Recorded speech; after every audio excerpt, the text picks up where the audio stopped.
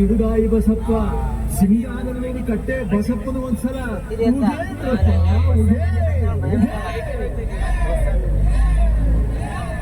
ನಮ್ಮ ವರ್ಷ ಒಂದ್ಸಲ ಮುಖೇಂದ್ರಪ್ಪ.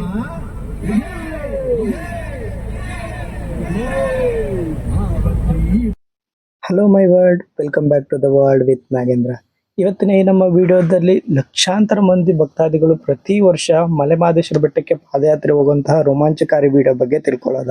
ನಮ್ಮ ಪಾದಯಾತ್ರೆ ಸ್ಟಾರ್ಟ್ ಆಗೋದು ತಾಳ್ಬೆಟ್ಟದಿಂದ. ಹೋಗ್ತಾ ದಾರಿ ನಮ್ಗೆ ನೀರಿನ ವ್ಯವಸ್ಥೆ ಎಲ್ಲ ಭಕ್ತರು ಮಾಡಿರ್ತಾರೆ.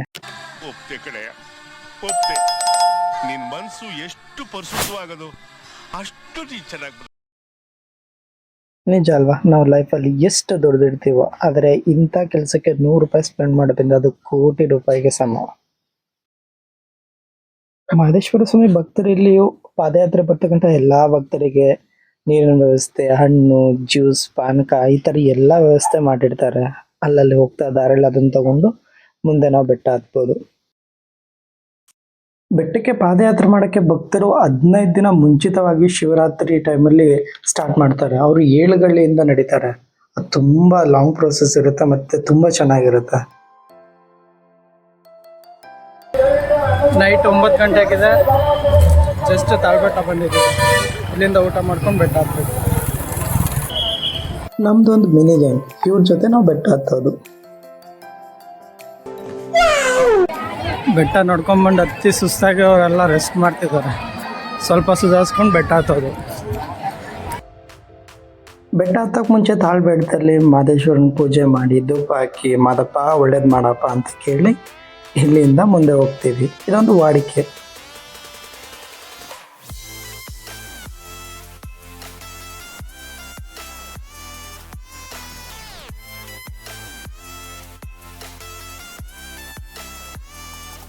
ಮಾದಪ್ಪನ ಧೂಪ ಹಾಕಿ ನಾವು ಬೆಟ್ಟ ಹತ್ತಕ್ಕೆ ಮುಂಚೆ ನಮ್ಮ ಬ್ಯಾಟ್ರಿನ ಚಾರ್ಜ್ ಮಾಡ್ಕೊಬೇಕಲ್ಲ, ಅದಕ್ಕೋಸ್ಕರ ಮುದ್ದೆ ತಿನ್ನೋಕೆ ಹೊರಟವು.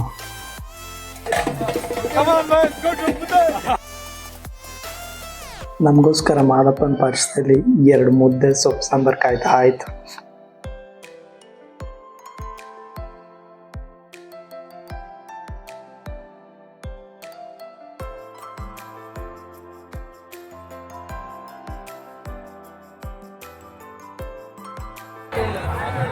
ಉಗೆ ಮಾದಪ್ಪ ಅಂತ 9:30 ಆಗೈತೆ. ಬೆಟ್ಟ ಹತ್ತಾ ಇದ್ದೀವಿ. ತಾಳ್ಬೆಟ್ಟದಿಂದ ಮಲೆ ಮಹದೇಶ್ವರ ಬೆಟ್ಟದ ಮೇನ್ ದೇವಸ್ಥಾನ 17 ಕಿಲೋಮೀಟರ್ ಡಿಸ್ಟೆನ್ಸ್ ಅಲ್ಲಿ ಇರುತ್ತೆ. ಅಲ್ಲಿವರೆಗೂ ನಾವು ಪಾದಯಾತ್ರೆ ಮಾಡ್ತಾ ಹೋಗ್ಬೇಕು. ಪಾದಯಾತ್ರೆ ಮಾಡ್ತಿರೋದು ನೈಟ್ ಆಗಿರೋದ್ರಿಂದ ಜೊತೆಲಿ ಜೋಶ್ನ ರೆಡಿ ಮಾಡ್ಕೊಂಡೇ ಹೋಗಿದ್ದು.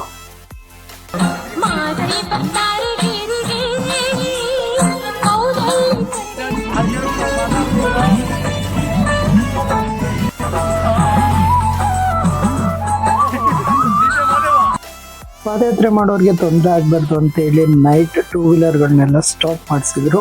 ಓನ್ಲಿ 4 ವೀಲರ್ಸ್ ಮಾತ್ರ ಹಲೋಯ್ತು.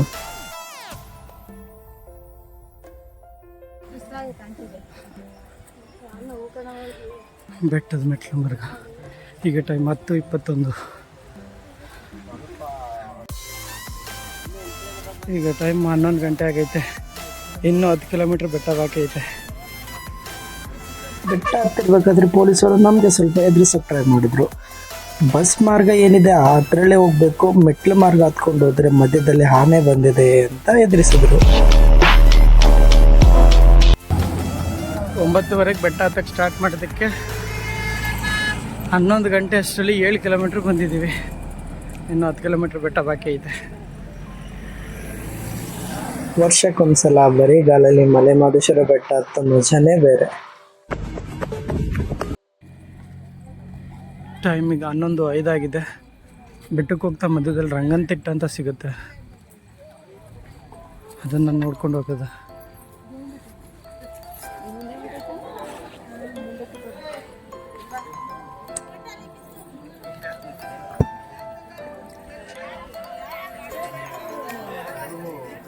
ರಂಗಸ್ವಾಮಿ ಒಡ್ಡು ಇದೇ ಗೊತ್ತಾ, ಬೆಟ್ಟದ ಒಂದಷ್ಟು ಘಟ್ಟ ಮುಗಿತು ಅನ್ನೋ ನೋಟಿಫಿಕೇಶನ್ ಥರ. ಇಲ್ಲಿ ರಂಗಸ್ವಾಮಿ ಮತ್ತು ಶಿವ ಎರಡನ್ನೂ ಪ್ರತಿಷ್ಠಾಪನೆ ಮಾಡಿದ್ದಾರೆ. ಅದನ್ನು ನೋಡ್ಕೊಂಡು ಹಾಗೆ ನಮ್ಮ ಬೆಟ್ಟದ ಜರ್ನಿನ ಕಂಟಿನ್ಯೂ ಮಾಡ್ಬೋದು.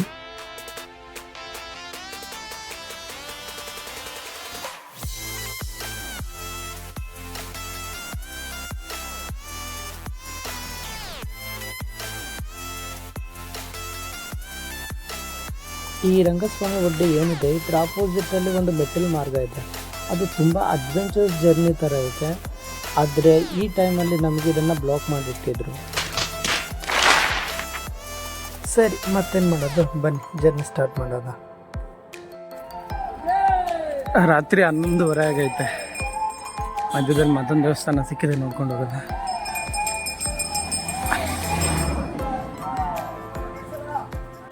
ನಾನು ಆಗಲೇ ಹೇಳಿದಾಗೆ ಬೆಟ್ಟಕ್ಕೆ ಹೋಗ್ತಾ ಸಿಗೋ 2 ದೇವಸ್ಥಾನಗಳಲ್ಲಿ 2ನೇ ದೇವಸ್ಥಾನ ಇದೆ, ತಾರೆಮರದ ಶನೀಶ್ವರ ದೇವಸ್ಥಾನ.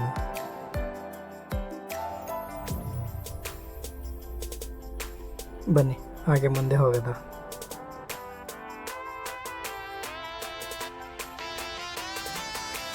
ಮಧ್ಯರಾತ್ರಿ 12 ಗಂಟೆ ಆಗೈತೆ. ಬೆಟ್ಟ ಇನ್ನು 7 ಕಿಲೋಮೀಟರ್ ಬಾಕಿ ಇದೆ. ಅರೌಂಡ್ 10 to 11 ಕಿಲೋಮೀಟರ್ ಬಂದಿದ್ದೀವಿ.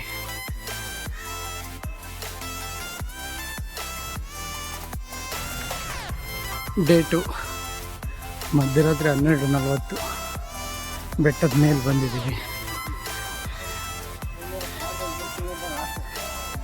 ಮತ್ತೆ ಇಲ್ಲಿಂದ 2 to 3 ಕಿಲೋಮೀಟರ್ ದೇವಸ್ಥಾನದ ಕಡೆ ಇಳಿಬೇಕು.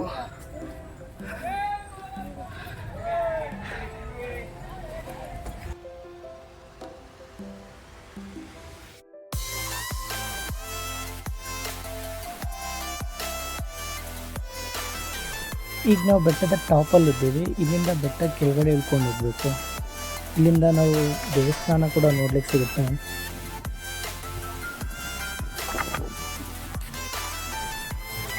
ಇಲ್ಲಿ ಕಾಣ್ತಿದೆ ಮಲೆ ಮಹದೇಶ್ವರ ಬೆಟ್ಟ.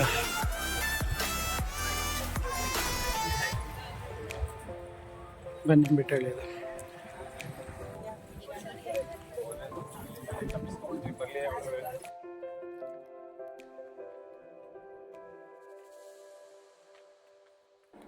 ಬೆಟ್ಟ ಹತ್ತಿ ಟಯರ್ಡ್ ಆಗಿದ್ದು ಅಂತ ಅಲ್ಲೇ ಒಂದು ಚಿಕ್ಕ ಹೋಟೆಲ್ ಹತ್ರ ಟೀ ಕುಡಿತಾ ಒಂದು ಪುಟ್ಟ ಅಡ್ಡ ಹಾಕಿದ್ದು. A few moments later. ಅಯ್ಯೋ, ಇದೇನು ಕಡಲೆಕಾಯಿ ಗೊನೆ. ಜೊತೆಗೆ ಟೀ ಕುಡಿತಾ ಕಾಫಿ ಕುಡಿತಾ ಒಂದಷ್ಟು ಟೈಮ್ ಅಲ್ಲೇ ಸ್ಪೆಂಡ್ ಮಾಡ್ದು.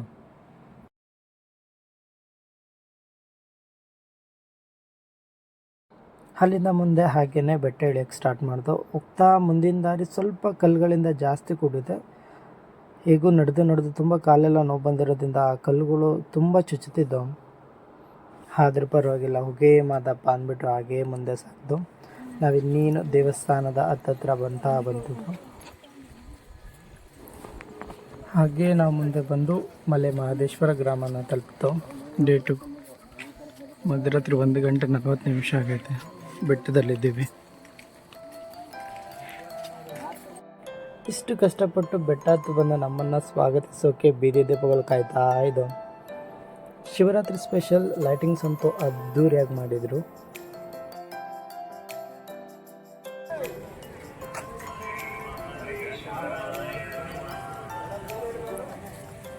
ಡೇ 2 ಶಾರ್ಪ್ 2 AM ಆಗಿದೆ.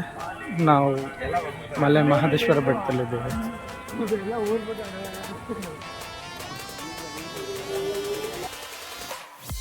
ಶಿವರಾತ್ರಿ ಜಾತ್ರಾ ವಿಶೇಷ ಇರೋದ್ರಿಂದ ಲೈಟಿಂಗ್ಸ್ ಅಂತೂ ಅದ್ದೂರಿಯಾಗಿ ಮಾಡಿದರು. ಜಾತ್ರಾ ವಿಶೇಷ ಅಂದಾಗ ಒಂದು ನೆನಪಾಗುತ್ತೆ, ನಮ್ಮ ಕಾಲೇಜ್ ಟೈಮಲ್ಲಿ ಶಿವರಾತ್ರಿಗೋಸ್ಕರ ಸ್ಪೆಷಲ್ ಬಸ್ಸಸ್ ಬಿಡ್ತಿದ್ರು. ಸ್ಟೂಡೆಂಟ್ ಪಾಸ್ ಅಲೋ ಮಾಡ್ತಿರಲಿಲ್ಲ, ಅವ್ರ ಜೊತೆ ತುಂಬ ಕಿತ್ತಾಡೋದೇ ಆಗ್ತಿತ್ತು. ಅದೆಲ್ಲ ನೆನಪಾಗ್ತದೆ.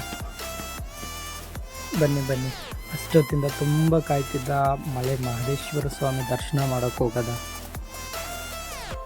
ಈ ವರ್ಷ ಒಂದು ಖುಷಿ ವಿಷಯ ಏನು ಅಂದರೆ, ಪಾದಯಾತ್ರೆ ಮಾಡದೆ ಬಂದಿರೋ ಭಕ್ತರಿಗೆ ಸಪ್ರೇಟಾಗಿ ಕ್ಯೂ ರೆಡಿ ಮಾಡಿದರು. ಅಲ್ಲಿಂದ ಅವ್ರು ಬೇಗ ಹೋಗಿ ದರ್ಶನ ಮುಗಿಸ್ಕೊಂಡು ಬರ್ಬೋದಿತ್ತು.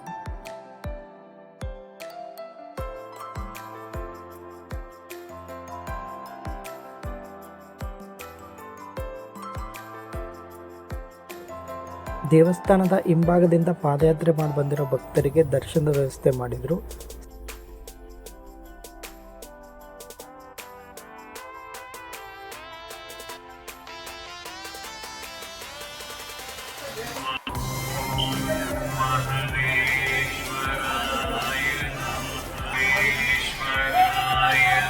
ಈ ಸಲ ಶಿವರಾತ್ರಿಗೆ ಮುಂಚೆನೇ ಎಲ್ಲ ಭಕ್ತರು ಜಾಸ್ತಿ ಬಂದು ವರ್ಷ ಮುಗಿಸ್ಕೊಂಡು ಹೋಗೋದ್ರಿಂದ ಸ್ವಲ್ಪ ಶಿವರಾತ್ರಿ ದಿನ ಪರ್ಸೆ ಕಮ್ಮಿನೇ ಇದೆ. ನಮಗಂತೂ ಈ ಸಲ ದರ್ಶನ ತುಂಬ ಬೇಗ ಆಯಿತು. 2:30 ಅಷ್ಟರಲ್ಲೆಲ್ಲ ದರ್ಶನ ಮುಗಿಯಿತು. ದರ್ಶನ ಮುಗಿಸ್ಕೊಂಡು ಆಚೆ ಬಂದು ಫೋಟೋ ತಕ್ಕೊಂಡು, ಜೊತೆಗೆ ತೇರು ರೆಡಿ ಮಾಡ್ತಿದ್ರು ಮಹದೇಶ್ವರ ಸ್ವಾಮಿಯ ಜಾತ್ರಾ ಮಹೋತ್ಸವ ಸ್ಪೆಷಲಲ್ಲಿ. ಅದನ್ನೆಲ್ಲ ನೋಡಿಕೊಂಡು ಹಾಗೇ ಮುಂದೆ ಬಂದು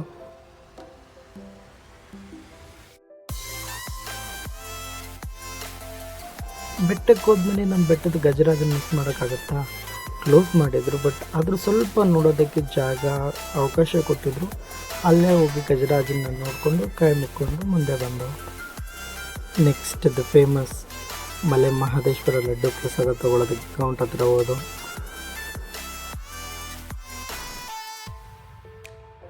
ಹೌದಲ್ವಾ, ಪ್ರಸಾದ ತಗೊಳ್ಳಿಲ್ಲ ಅಂದರೆ ನಮ್ಮ ಯಾತ್ರೆ ಹೇಗೆ ಕಂಪ್ಲೀಟ್ ಆಗುತ್ತೆ? ಅದು ಅಲ್ಲದೆ ಪ್ರಸಾದ ತಗೊಳ್ದೆ ಮನೆಗೆ ಹೋದರೆ ಮನೇಲಿ ಸರಿಯಾಗಿ ಬಯಸ್ಕೊಬೇಕಾಗತ್ತೆ. ಪ್ರಸಾದ ತಗೊಂಡು ನಮ್ಮ ಕೋರಿಕೆನೆಲ್ಲ ಮಾದಪ್ಪನಿಗೆ ಹೇಳ್ತಾ ಅಲ್ಲಿಂದ ಸ್ವಲ್ಪ ಹೊತ್ತು ರೆಸ್ಟ್ ಮಾಡಿ ನಮ್ಮ ಜರ್ನಿನ ಊರ ಕಡೆ ಸ್ಟಾರ್ಟ್ ಮಾಡಿದ್ವು. ನಮಗೋಸ್ಕರ ಅಶ್ವಮೇಧ ಕ್ಲಾಸಿಕ್ ಕಾಯ್ತಿತ್ತು.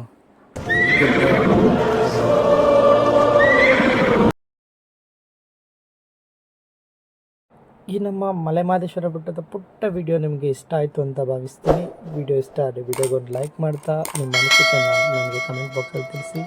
Thanks for watching.